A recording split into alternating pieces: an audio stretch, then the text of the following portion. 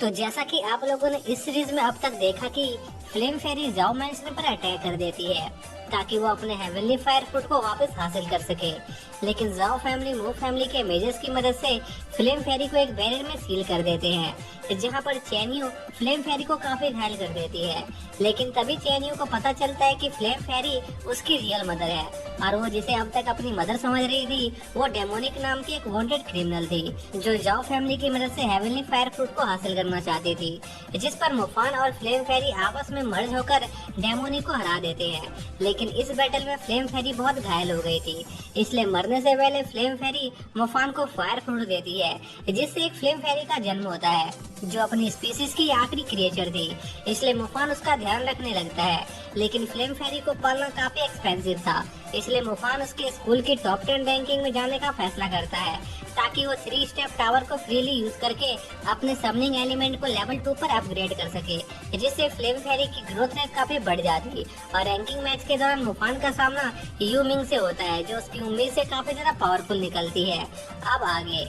तो इस पार्ट की शुरुआत में हम देखते हैं कि मुफान को पता चलता है कि यूमिंग की इनहेरिटेड एबिलिटीज साइकिक एलिमेंट की थी, इसलिए अगर मुफान यूमिंग के अटैक को काउंटर करना चाहता था तो उसे यूमिंग के साइकिक एलिमेंट के एक्टिवेट होने से पहले ही उस पर हमला करना होगा। लेकिन मुफान के मैजिक एबिलिटी के एक्टिवेट होने से पहले ही यूमिंग मुफान पर अटैक करके उसके मैजिक को डिस्टर्ब कर देती है और मुफान पर अपने फायर फिस्ट फॉल ऑफ से अटैक करती है, जिस पर मुफान अपने बूट्स का यूज करके यूमिंग के अटैक से बचने की कोशिश करता है। लेकिन अपने बूट्स का इस्तेमाल करने के बावजूद भी मुफान बड़ी मुश्किल से यूमिंग के अटैक को डॉज कर पाता है, क्योंकि यूमिंग के फायर फिस्ट की रेंज नॉर्मल लोगों से 2 गुना ज्यादा थी। इसी बीच हम मुफान के प्रोफेसर्स को देखते हैं, जो आपस में मुफान और यूमिंग की फाइट के बारे में बात कर रहे होते हैं, जहां हमें पता चलता है कि यूमिंग की साइकिक एबिलिटीज उनके यूनिवर्सिटी में सबसे स्ट्रॉन्गेस्ट थी और इसके साथ ही यूमिंग फायर मैजिक में भी काफी माहिर थी, इसलिए उन्हें यूमिंग के सामने मुफान के जीतने के चांसेस काफी कम लग रहे थे। इसी बीच यूमिंग अपना नेक्स्ट अटैक तैयार करने लगती है,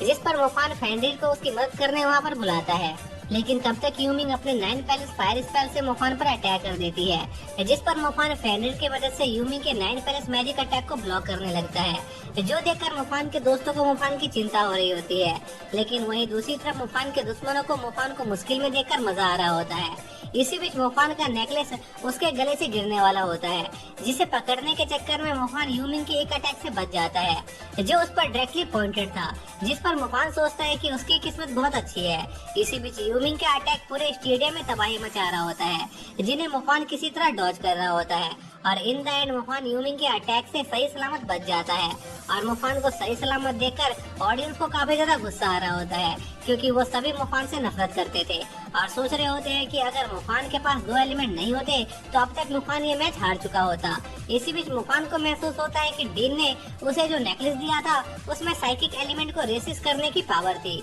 इसलिए मुफान उस नेकलेस का यूज करके कुछ करना चाहता था। लेकिन इसके लिए मुफान को थोड़ा समय चाहिए था, इसलिए मुफान फेंड्रिल को थोड़ी देर यूमिंग का ध्यान भटकाने को कहता है, क्योंकि उसके पास इस मैच को लंबा खींचने के अलावा और कोई चारा नहीं होता। और मुफान उम्मीद कर रहा होता है कि शायद से वो यूमिंग के किसी कमजोरी का पता लगा सके। इसी बीच हम यूमिंग को देखते हैं, जो फेंड्रिल के अटैक के लिए तैयार थी और अपने साइकिक एलिमेंट का यूज करके यूमिंग फेंड्रिल को अपने कंट्रोल में कर लेती है और उससे अजीब हरकतें करवाने लगती है, जो देखकर मुफान फेंड्रिल को वापस उसके दूसरे लैब में भेजने की कोशिश करता है। लेकिन यूमिंग मुफान को ऐसा करने नहीं देती और उस पर एक अटैक लॉन्च कर देती है, जो मुफान को डायरेक्ट हिट कर जाता है। और हम देखते हैं कि मुफान ने अपने आप को प्रोटेक्ट करने के लिए कोई भी मैजिकल आर्मर नहीं पहन रखा था। तभी मुफान अपना एक अटैक प्रिपेयर करने लगता है, जिस पर यूमिंग मुफान के मैजिक को डिस्टर्ब करने की कोशिश करती है, जिस पर मुफान डीन के नेकलेस का यूज करके यूमिंग के अटैक को रेसिस्ट कर देता है और अपना मैजिक कास्ट करना जारी रखता है, जिसके बाद मुफान यूमिंग पर अपने फेरी फिस्ट फायर मैजिक से अटैक करता है और उस अटैक की पावर देखकर सभी लोग काफी ज्यादा हैरान होते हैं। लेकिन यूमिंग अपने मैजिकल गियर का यूज करके खुद को प्रोटेक्ट कर लेती है। लेकिन मुफान यही नहीं रुकता और यूमिंग पर अपने लाइटिंग मैजिक से भी अटैक करने लगता है, क्योंकि मुफान के पास यूमिंग को डैमेज करने का सिर्फ यही एक मौका था। इसलिए मुफान यूमिंग पर लगातार थंडर बोल्ट से अटैक करने लगता है, जिस पर यूमिंग अपने इक्विपमेंट का यूज करके मुफान के अटैक को ब्लॉक करने की कोशिश करती है। लेकिन मुफान एक के बाद एक यूमिंग पर अटैक करता ही रहता है, जिससे इन द एंड यूमिंग का आर्मर डिस्ट्रॉय हो जाता है और वो खुद को मुफान के सामने सरेंडर कर देती है, क्योंकि उसके पास मुफान के अटैक को ब्लॉक करने के लिए कोई इक्विपमेंट नहीं बचे थे। जिसके साथ ही मुफान टॉप 10 रैंक के अंदर पहुंच जाता है, जहां पर कुछ लोग मुफान के लिए चीयर कर रहे होते हैं, क्योंकि वो मुफान की पावर से काफी ज्यादा इम्प्रेस हो गए थे। लेकिन डोंगलिंग इस मैच के रिजल्ट से बिल्कुल भी खुश नहीं था, इसलिए वो खुद मुफान से निपटने का फैसला करता है। इसी बीच हम मुफान को देखते हैं जहाँ पर प्रोफेसर बाई मुफान को हील कर रहे होते हैं। इसी बीच प्रोफेसर बाई मुफान को जल्दी से उसके लिए कोई हीलिंग मेज ढूंढने को कहते हैं, क्योंकि मुफान की ट्रीटमेंट करते वक्त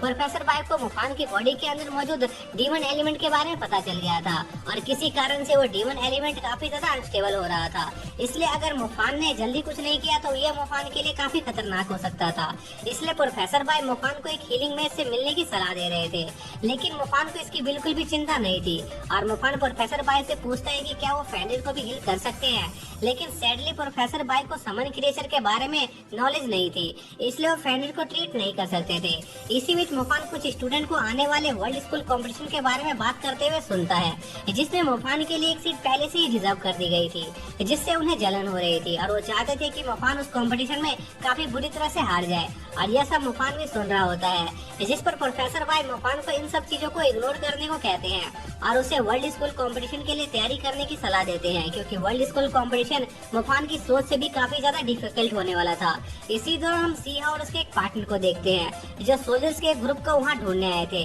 जो 2 महीने पहले उस जगह से गायब हो गए थे और उन्हें उस एरिया के लोकल विलेजर से एक मॉन्स्टर के बारे में ही पता चलता है जो उस फॉरेस्ट में रहता था और पिछले कई दिनों से काफी ज्यादा एक्टिव था। तभी सियाओ को मुफान का कॉल आता है, जहाँ पर मुफान सियाओ से कमांडर कॉन्ग के बारे में पूछता है, क्योंकि मुफान को कॉन्ग से कुछ जरूरी काम था। जिस पर सियाओ मुफान को बताता है कि commander Kong 5 star dark wing wolf को मारने के बाद से बो सिटी में ही रह रहे हैं और काफी लंबे समय से उसकी भी कमांडर कॉन्ग से बात नहीं हुई थी। इसलिए अगर उसकी मुलाकात कमांडर कॉन्ग से होगी तो वो कमांडर कॉन्ग को मुफान की कॉल के बारे में बताने का वादा करता है। इसी बीच हम देखते हैं कि सियाओ के ग्रुप के कुछ मेंबर के पीछे डीमंस बीस्ट का एक ग्रुप पड़ गया था। तभी वहाँ की जमीन से और भी कई सारे मॉन्स्टर निकलने लगते हैं, जिस पर वो गौर करती है कि यह जगह चारों तरफ से माउंटेन से घिरी हुई है, जिस वजह से यहाँ पर शाम के समय सूरज की रोशनी नहीं आती थी। इसलिए वो जगह अनडेड मॉन्स्टर के रहने के लिए बिल्कुल परफेक्ट थी। इसी बीच सियाओ को उसके ग्रुप के कैप्टन से पता चलता है कि उनके ग्रुप के काफी सारे मेंबर उन अनडेड मॉन्स्टर के हाथों मारे गए हैं,